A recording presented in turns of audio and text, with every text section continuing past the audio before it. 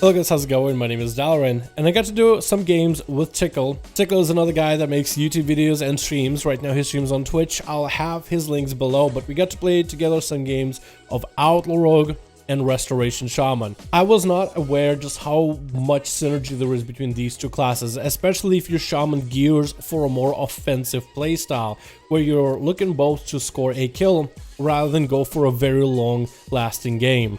I want to make this video commentary style, but I want to make it more insightful. I want to make it more guide-like so you guys are aware of the things we're doing inside this arena that helps us score wins. And I want to show you guys some of the games we had all the way to 2100 MMR rating. But most importantly, I want to show you guys some of the fun games we had. Because I enjoy arenas not for the rating, not for the push, not for figuring out how to play the most meta of meta classes and trying to break things down to that minute detail, but rather hanging out with a buddy and playing some arenas and enjoying our time playing the classes and specs we like. So let me know in the comments if you want to see more of this style of video. Restoration Shamans inside of arenas actually have quite a bit of flexibility, and I'm not a restoration pro, but I'll show you everything that Tiqqle was using. First of all, in your Azeroth traits, as a Restoration Shaman, you actually are allowed to use Elemental Shaman traits.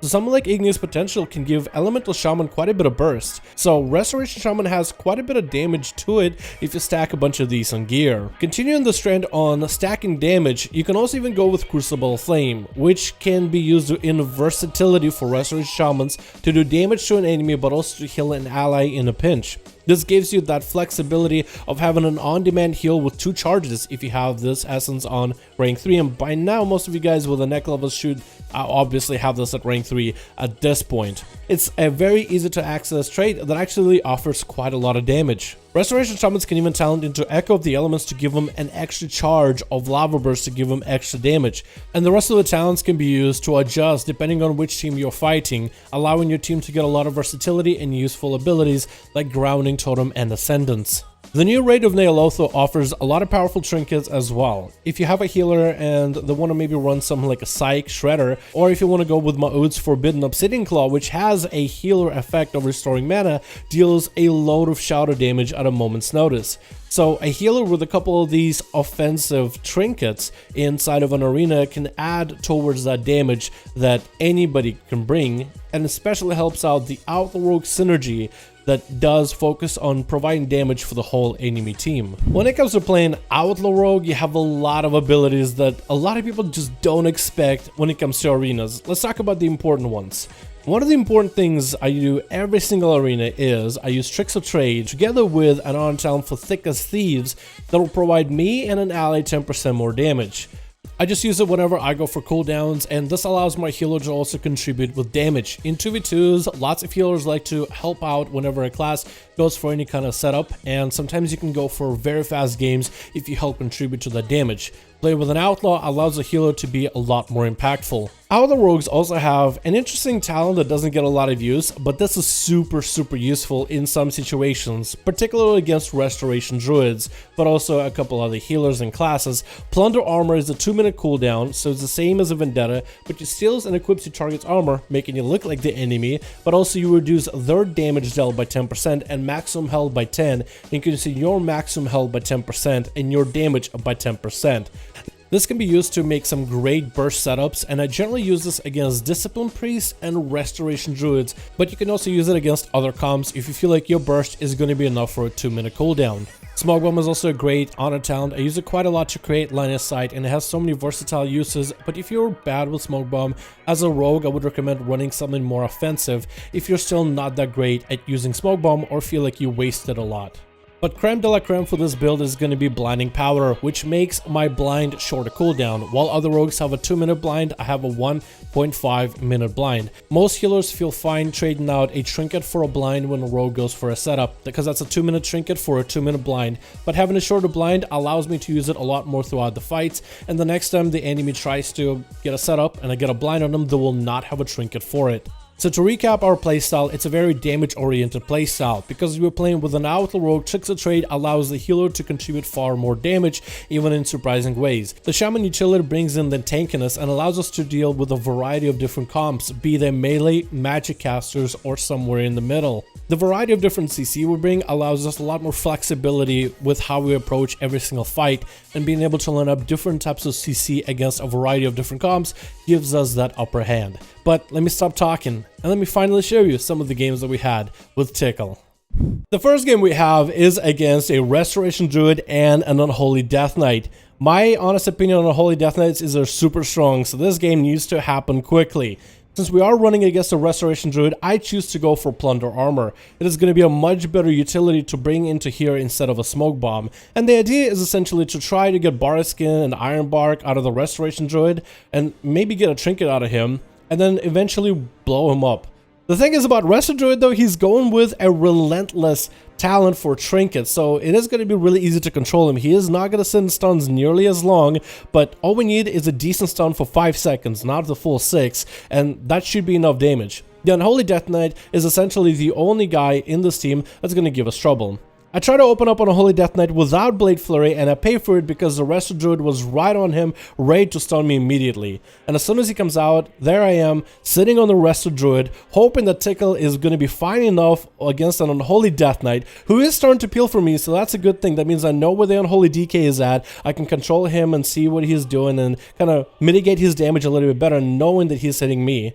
And I try to see if I can catch a Rested Druid out of stealth with my AoE Racial. But the idea is I'm still on my Rested Druid, stunning him right now with a Bardic coming out of Rested Druid, throwing in some damage, and I'm actually seeing the Rested Druid is still hurting. He's still taking a lot of damage. Iron Bar coming out as we keep putting a little bit more pressure. Now we've got everything out of him, and with zero opportunity for a trinket, we simply have to wait until the stun TRs are off, and at least I need to get myself a decent buff to work for Plunder Armor. Is going to be huge here. Thick as Thieves, which has been used already, so I'm not going to have Tricks or Trade for huge bursts. There goes the Plunder Armor stun, trinket out of the stun from the DKs. He's trying to mitigate the damage for his healer. Plunder Armor still doing quite a lot of damage. Killing Spree 1 global, and that's all it took to take out the Restoration Druid.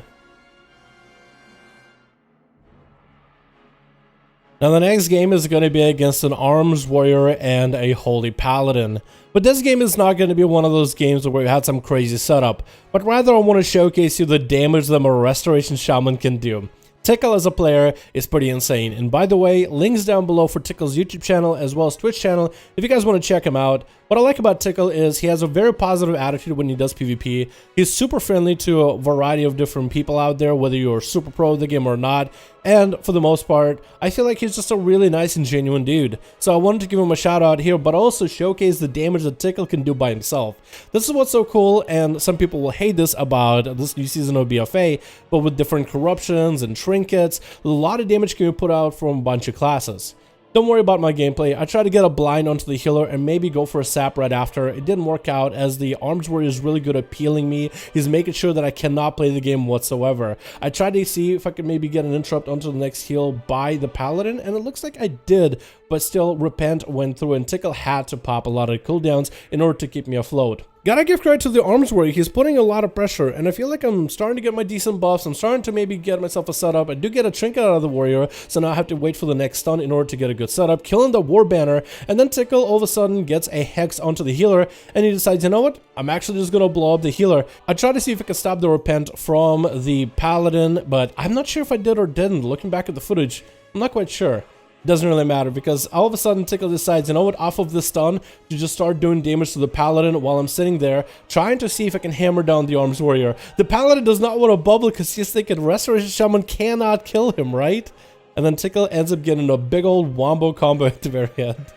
And I had to walk up to Tiqqle to make sure, asking him, what are you doing? This is my game. I'm the guy supposed to be getting the kills here. Now, I'm not a huge fan of Destro Warlocks in arenas. As an Outlaw Rogue, I feel like I do have a lot of utility to deal with them, but every single time they'll throw a fear at you, and if you kick the fear, they'll get a free Chaos Bolt.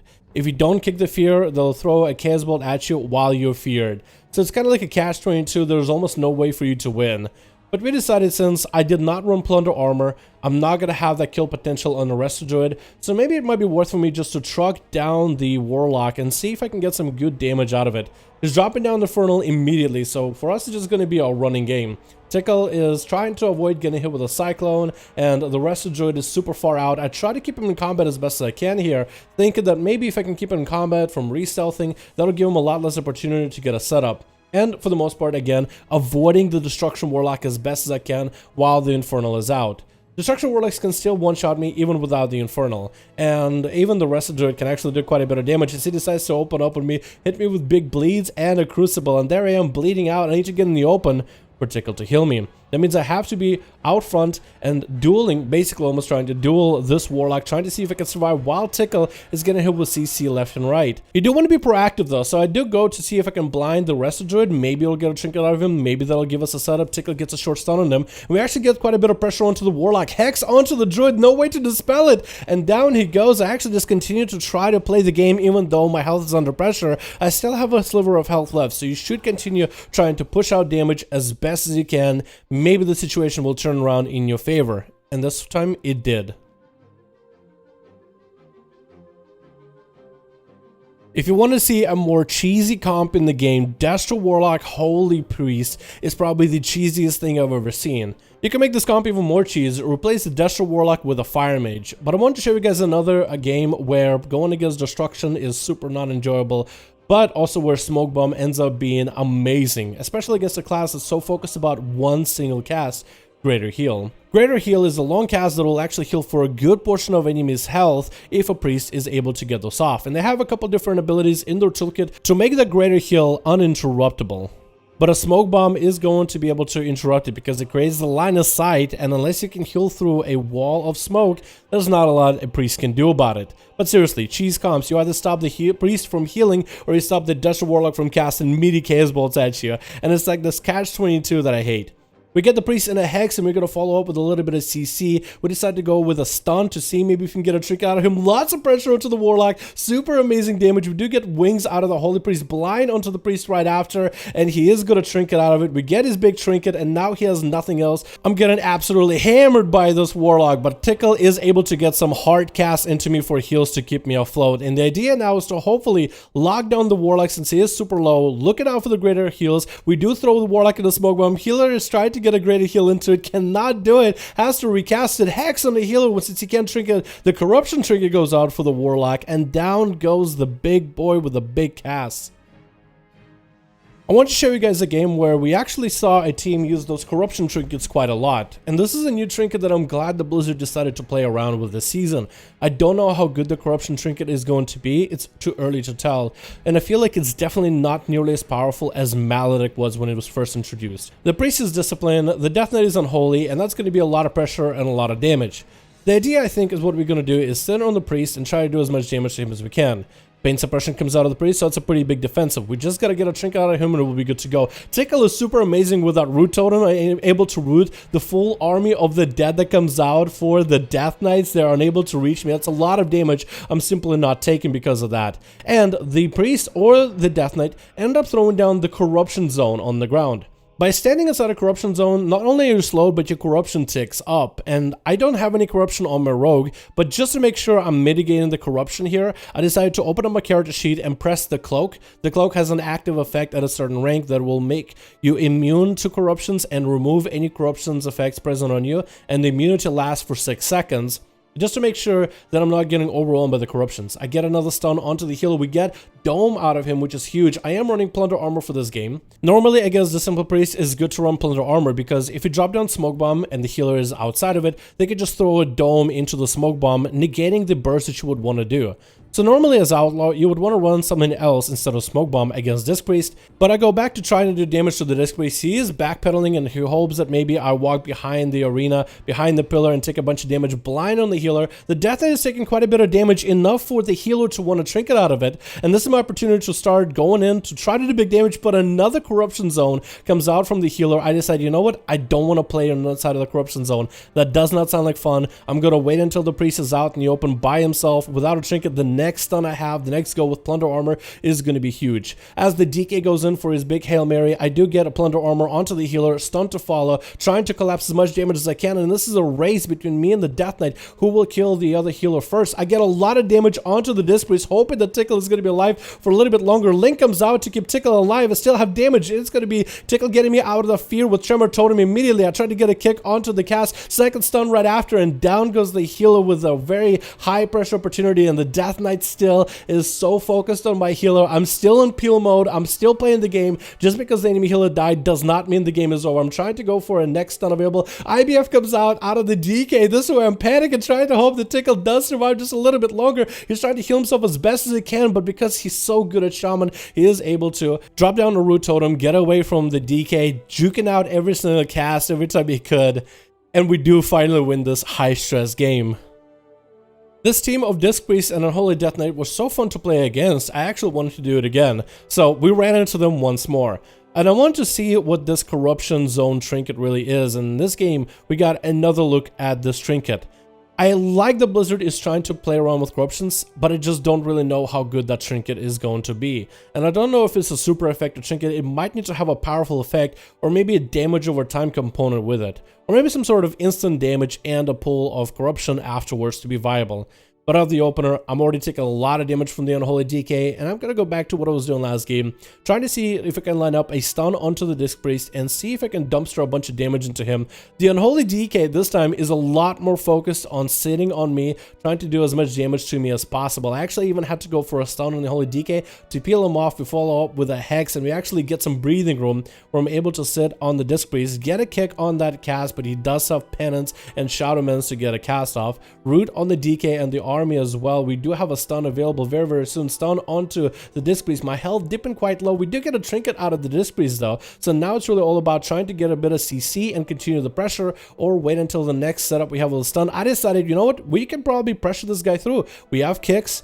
Tiqqle does have a kick as well. We can kick his Holy and Shadow cast. I believe I missed my kick there. Maybe I got it right. The Dome comes down for the Priest. We still continue the pressure in all the damage. Trinket out of that stun immediately. Blind on the Penance to make sure there's no more healing going on. At this point, I'm just really focused on trying to all in on the Priest. We do have a stun DRs off from the guy, so I should be able to stun him very soon. That's going to be a huge corruption proc for me. Huge damage continuing on. Getting grouped away. Tiqqle finishes off the Disc Priest.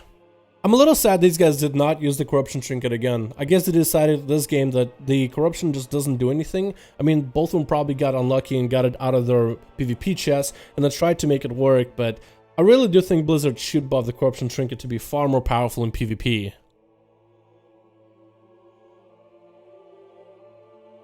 Here's a game where it's not that we played amazingly, but rather the Demon Hunter had way too much corruption on his gear, and he actually succumbed to some of the corruption effects that were hitting him. You can see a variety of different debuffs on the Demon Hunter as you play the game, like the eyeball buff. That means an eye zone spawns in and starts hitting him with shadow damage, and that eyeball can keep proccing off of itself, and the damage can really stack up if the Demon Hunter doesn't move out of an area, which can be very unfortunate. And this is one of the benefits of corruptions and negatives of corruptions in Arena. Let's say you just lock down a healer, and then the eyeball spawns on you. You really should run out of the eyeball, otherwise it's going to keep hitting you with shadow damage. But if you want to stay on top of the healer, that is stun locked in order to do most damage. So you really have to make a choice, and running a low amount of corruption just takes away that choice from you completely, since you're not going to be hit by those effects. But high amount of corruptions give you this high risk, high reward type of playstyle. The risk is huge though. And this man ends up running far more corruption than either me or Tiqqle expected.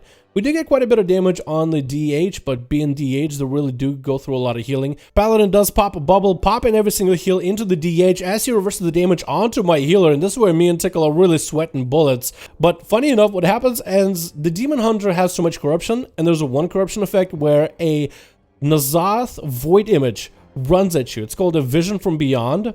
And it basically charges at you, bum rushes the character, and it does a lot of damage. Look at Demon Hunter health. Me and Tiqqle both stunned. He takes so much damage out of nowhere, and we get a short hex on the healer, killing spree onto the DH, a little bit more damage, one more crucible out of Tiqqle. Let's replay that for a second. So Blizzard was really hoping corruptions would have the positive and negative effects, and I feel like for the most part the positive effects overshadow the negatives.